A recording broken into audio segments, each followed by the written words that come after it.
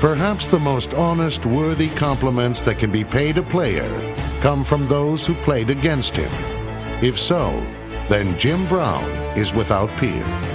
For his skill and will is still looked back on with reverence by those who had the unenviable task of trying to tackle him. You gang tackled him, you did everything, give him extracurriculars. He'd get up slow, look at you, and walk back to that huddle and wouldn't say a word. Just come at you again and again. He give you the same look, same smile, come right back at you the next time. You just say, what the hell? What's wrong with this guy? For heaven's sake, when is he gonna stop carrying the ball? How much more can he take? Playing possum, and I knew it. I used to tell him, I said, man, get up and get back to the huddle. You're running over people out here. You couldn't intimidate him. Sam Huff tried that, but it didn't work. You hit him, you knock him down, he would get up, he'd look you straight in the eye and he'd say, nice tackle, Big Sam. And you'd say, you know, you want to be mad at him. You want to be angry at the guy that you're playing against because it's an emotional game. Nice tackle, Big Sam. It's the way to go, Deke. Come at it back. You hate that. You know, I'd rather him call me a nasty name. You know, he used to talk slow. Sam, why y'all do this to me? You know, the next play, he'd run 80 yards. He was just a horse. That's what he was. Inducted into the Hall of Fame in 1971, Bill Hewitt, number 56, was the first player to be named All-NFL with two teams, the Chicago Bears and the Philadelphia Eagles. Hewitt was an offensive end with excellent speed, and his toughness was legendary. He refused to wear a helmet until 1939, when the league passed a rule requiring all players to wear protective headgear.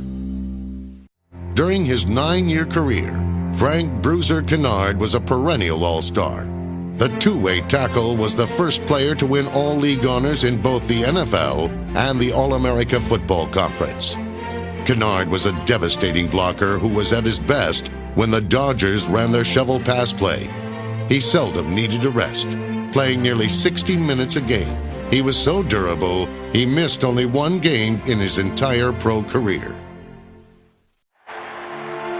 Vince Lombardi is a name synonymous with pro football.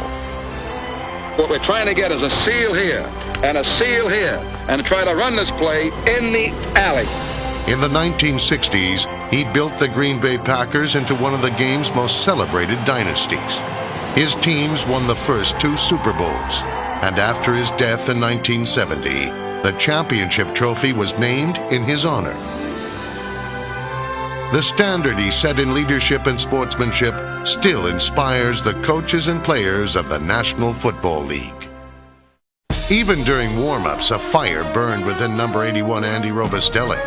Once the game started, the 7-time All-NFL defensive end unleashed that fury on his opponents. As captain of one of the NFL's first great defenses, Robustelli helped propel the Giants to 6 conference championships and an NFL title.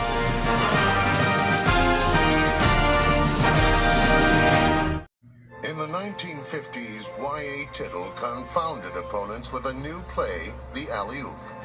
This has got to be the alley-oop. There's no time for anything else. Tittle throws. He's going downfield near the goal line. He goes up. He's got it. Traded at 34, Tittle led the Giants to 3 straight championship games. Though he was defeated each time, he proved one didn't need a ring to be considered a champion.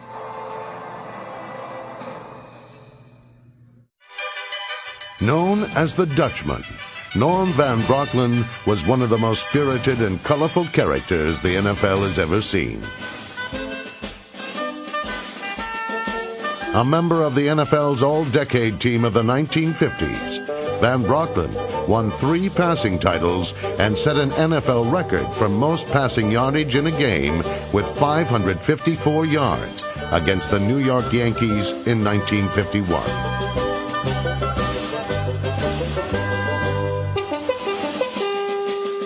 In the 1951 championship game, Norm's 73-yard fourth-quarter touchdown pass propelled the Rams over the Cleveland Browns.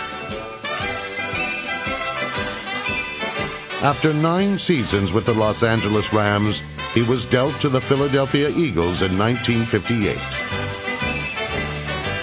In his final season, the Dutchman led the Eagles to the 1960 NFL Championship.